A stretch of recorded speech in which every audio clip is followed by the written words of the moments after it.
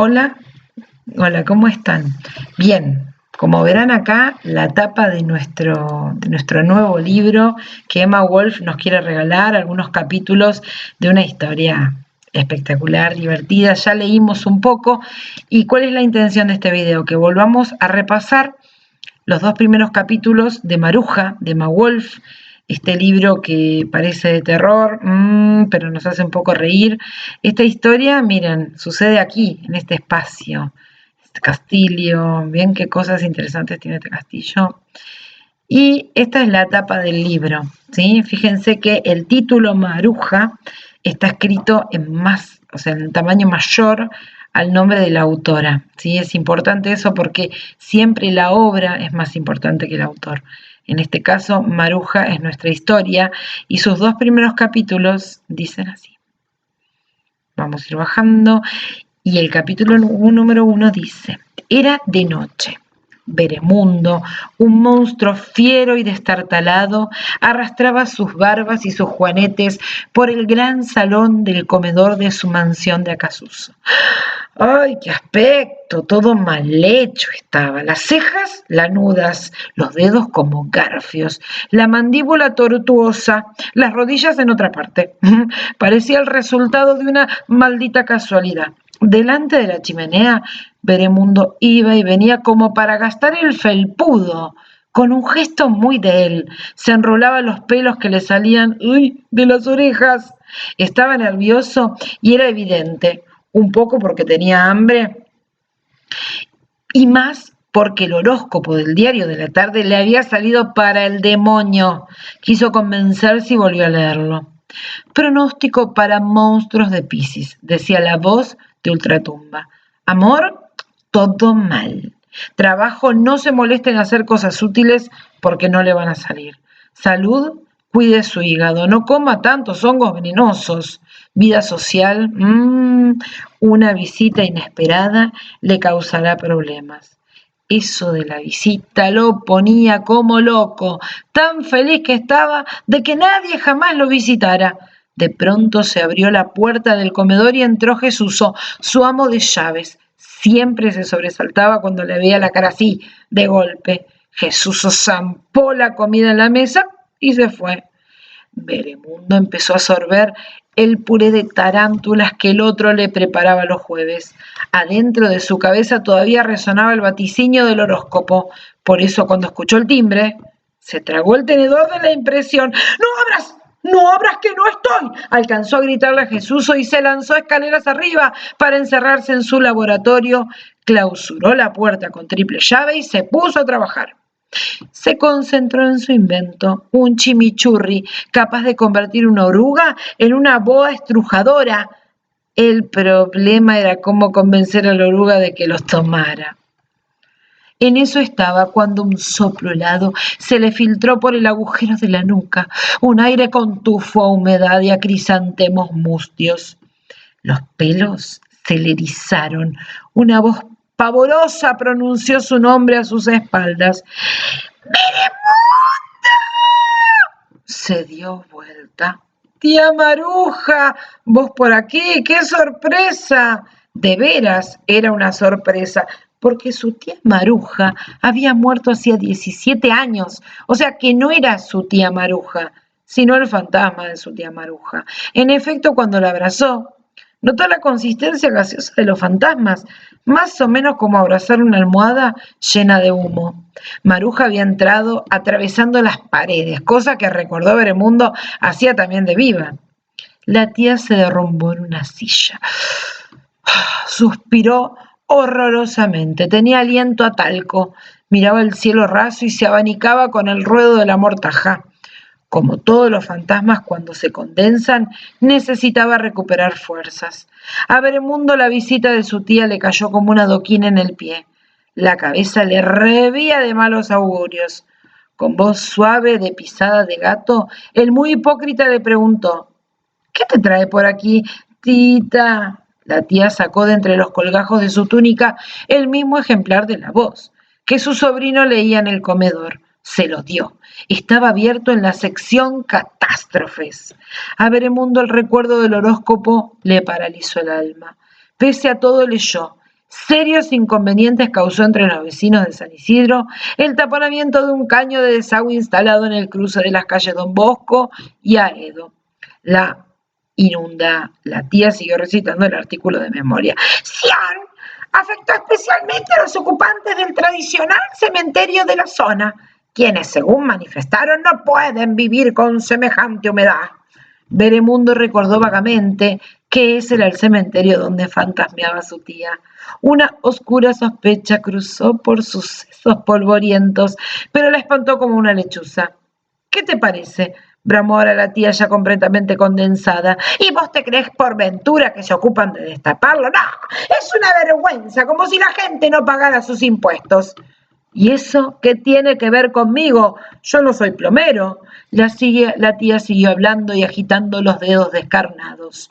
Y creo que al caño lo taparon unos niños que en las vacaciones estuvieron tirando porquerías en las alcantarillas de la plaza, al lado del cementerio. Veremundo sufrió un nuevo disgusto. ¡Ah! Niños, qué bien había oído hablar de ellos. Tía, los niños son esos siempre los que tienen mocos en la nariz, ¿no? La tía no se acordaba. ¿Cómo te imaginarás? Siguió. Mis huesos no están para andar chapoteando en un pantano. Así que me mudo. El sobrino sintió ahora sí que el mundo se tambaleaba. Se apoyó en la oruga para no caerse. Ya no podía espantar la sombra de la sospecha de su cabeza como lechuza.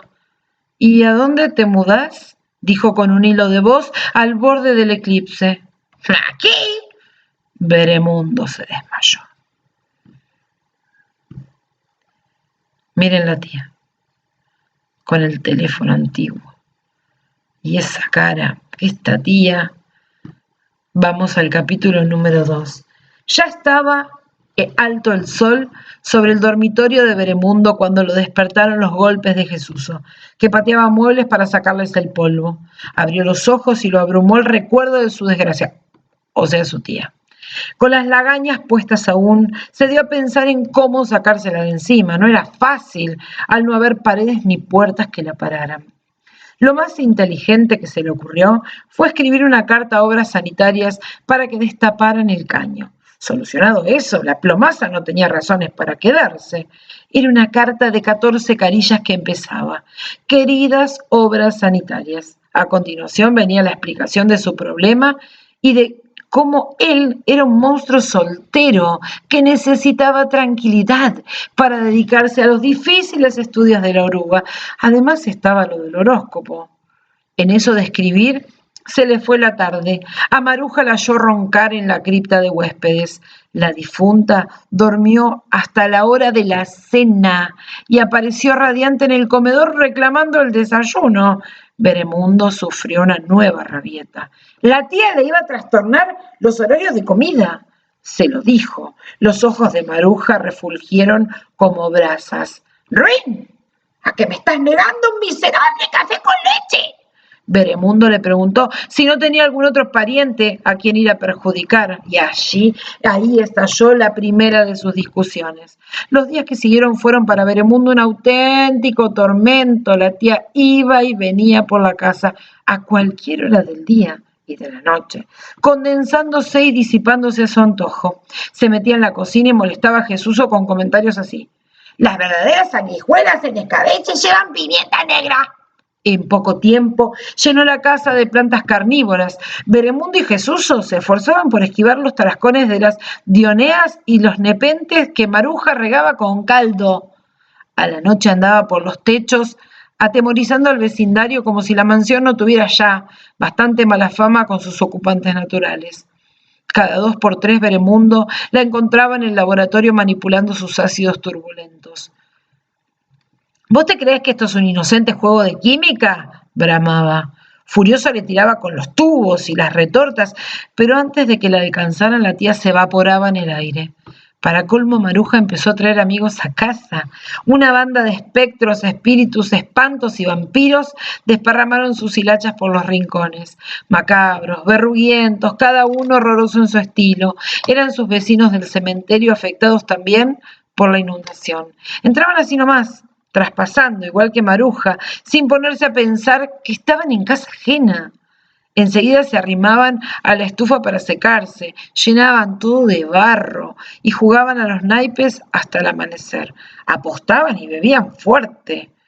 Veremundo empezó a escribir 7 cartas por día a obras sanitarias, algunas provocadoras, otras suplicantes. A veces los amenazaba con mandarles la voz estrujadora, bueno, cuando estuviera lista. Otras les prometía encadenarse al monumento a Luis Pasteur y ladrar hasta que arreglaran el caño. Al cabo de 2 meses le llegó una carta que decía: su pedido ha sido registrado y se procederá a la reparación. ¡Aleluya! Veremundo aspiró de golpe el dorado perfume de la liberación. ¡Qué feliz! Se sintió pensando en poco más que se los iba a sacar a todos de encima. Y qué poco tiempo le duró la dicha, sin embargo. A la mañana siguiente le llegó una carta idéntica y en las semanas que se sucedieron recibió la misma contestación 7 veces por día. El caño siguió igual, pero le arreglaron el teléfono que andaba. Veremundo quedó noqueado por el duro puñetazo del disgusto. Las obras sanitarias eran sordas como tapias, por lo visto. A todo esto la tía Maruja inició un curso de detectives por televisión. Lo hacía, dijo, como para matar el tiempo mientras se solucionaba el taponamiento del caño. ¿Estudiar? Nunca está de más, hasta puedo ganar menos pesos en el futuro. Sobre todo pensando que hace meses que comes de arriba, la alentó Veremundo. Maruja se entusiasmó mucho con el curso. Después de cada programa le pedía a su sobrino que le ayudara con los deberes. ¡Sos el único vivo de la familia!, lo salameaba Maruja. Los deberes eran humillantes para un cerebro científico como el de Veremundo. Escuchen, tenía que resolver misterios del tipo: hay un ratón adentro de una quesera. En la quesera un pedazo de queso, cuartirolo. En 5 minutos desaparece el queso. ¿Dónde está? Cuando no le salía, Maruja se enfurecía, mostraba el filo amenazante de los dientes y lanzaba bocanadas de talco. Las discusiones eran horribles. ¡Mirá que me voy!, aullaba, pero no se iba. El único consuelo de Veremundo era su experimento con la oruga. Ya tenía el tamaño de una yararacuzú y había perdido el pelo. Otras veces se refugiaba en el mirador de la casa y dejaba pastar su mirada por la inmensidad del mundo. Allí descubrió a los odiados niños. Eran unos que pasaban por su vereda cuando iban y venían de la escuela. Ellos los que atascaron el caño, la causa de todas sus desgracias. Entonces aprovechaba para hacerle muecas horribles y pensarles pensamientos de lo peor. Miren a la tía.